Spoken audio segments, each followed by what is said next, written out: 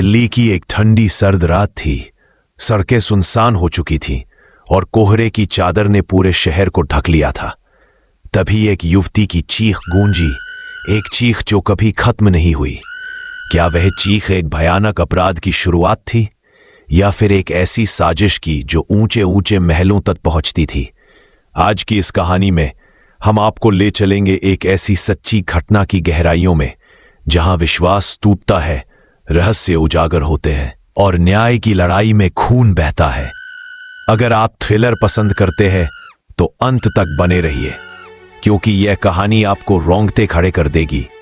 यह कहानी शुरू होती है साल 2023 में, उत्तर प्रदेश के एक छोटे से शहर लखनऊ से।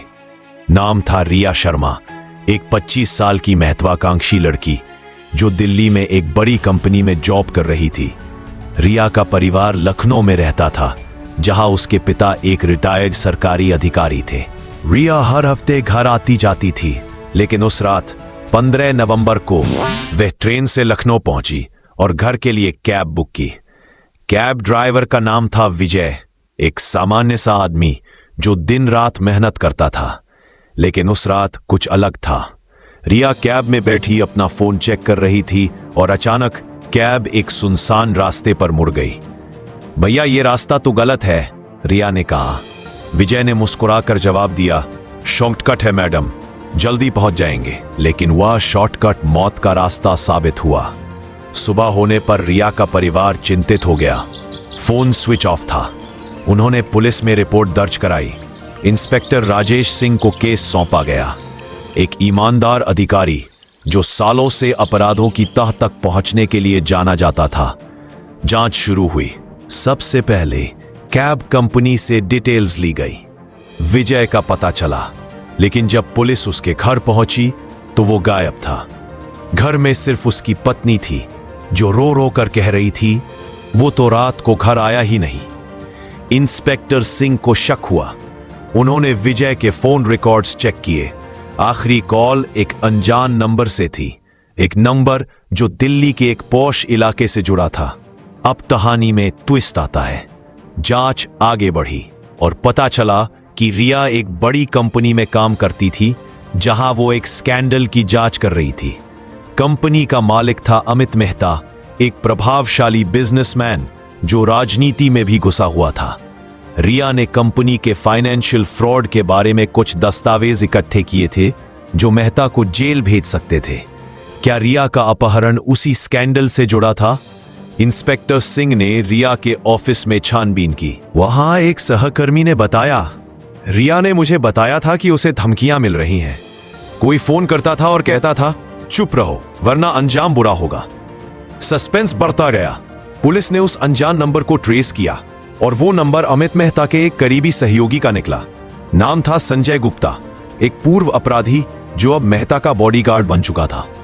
रात के अंधेरे में इंस्पेक्टर सिंह की टीम ने संजय को पकड़ने की योजना बनाई, लेकिन संजय चालाक था। वो दिल्ली के एक पुराने गोदाम में छिपा हुआ था। पुलिस जब वहां पहुंची तो गोलीबारी शुरू हो गई। रुक जाओ, इंस्पेक्टर ने चिल्लाया, लेकिन संजय ने फायर कर दिया। एक गोली इंस्पेक्टर के कंधे को छू कर निकल गई। थ्रिलिंग चेस सीन हुआ। संजय भागा, पुलिस ने पीछा किया। आखिरकार एक गली में संजय को घेर लिया गया। पूछताछ में उसने कबूल किया, मैं आशा से मेहता साहब ने मुझे कहा था कि रिया को रास्ते से हटाओ। मेहता साहब ने मुझे कहा था कि रिया को रास्ते से हटाओ। विजय को पैसे दिए थे अपहरण के लिए। विजय को पैसे दिए थे अपहरण के लिए, लेकिन रिया कहाँ थी? संजय ने बताया कि रिया को एक फार्म हाउस में कैद किया गया है, जो मेहता का था। अब कहानी और रोमांचक हो जाती है। पुलिस टीम फार्म हाउस पर रेड करने पहुंची। फार्म हाउस दिल्ली से बाहर एक जंगल के बीच में था। रात का समय था, बारिश हो रही थी। टीम ने चुपके से घेरा डाला। अंदर घुसते ही उन्हें गार्ड्स का सामना करना पड़ा।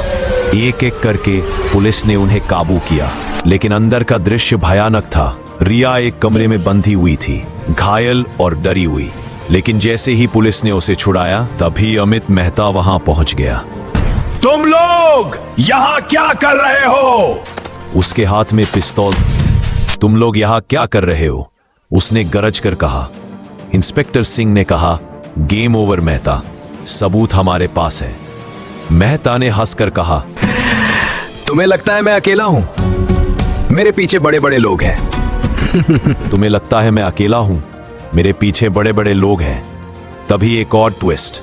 मेहता का फोन बजा और कॉलर आईडी पर एक मंत्री का नाम था। क्या यह साजिश राजनीतिक थी? लड़ाई शुरू हुई। मेहता ने फायर किया, लेकिन इंस्पेक्टर ने उसे डॉज कर दिया। एक संघर्ष में मेहता को गिरफ्तार कर लिया गया, लेकिन रिया ने बताया कि विजय तो निर्दोष था, उसे ब्लैकमेल किया गया था।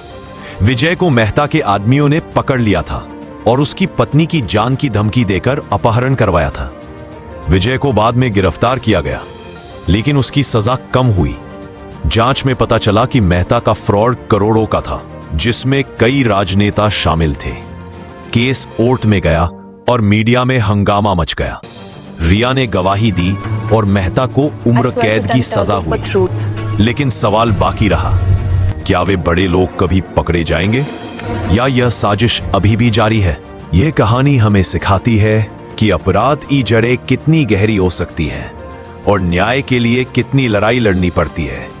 भारत में ऐसे कई केस होते हैं जहां सत्ता और पैसे की ताकत आम आदमी को कुचलने की कोशिश करती है, लेकिन सच्चाई हमेशा जीतती है। अगर आपको ये सच्ची क्राइम स्टोरी पसंद आई, जिसमें सस्पेंस, थ्रिल और ट्विस्ट भरे पड़े हैं, तो अभी लाइक बटन दबाएं। कमेंट में बताएं कि आपको सबसे ज्यादा क्या पसंद आया और सब्सक्राइब करें क्राइम रिकॉर्ड चैनल को। बेल आइकन दबाना ना भूलें ताकि अगली कहानी की नोटिफिकेशन आपको सबसे पहले मिले। आपका एक लाइक और सब्सक्रिप्शन हमें और बेहतर कंटेंट लाने के लिए प्रेरित करता है। दोस्तों, फिलहाल पूरी स्टोरी देखने के लिए आपको दिल से धन्यवाद। ऐसे ही हमारे चैनल पे बने रहिए और जिंदगी में चौकन्ना रहिए, सतर्क रहिए। जय हिंद।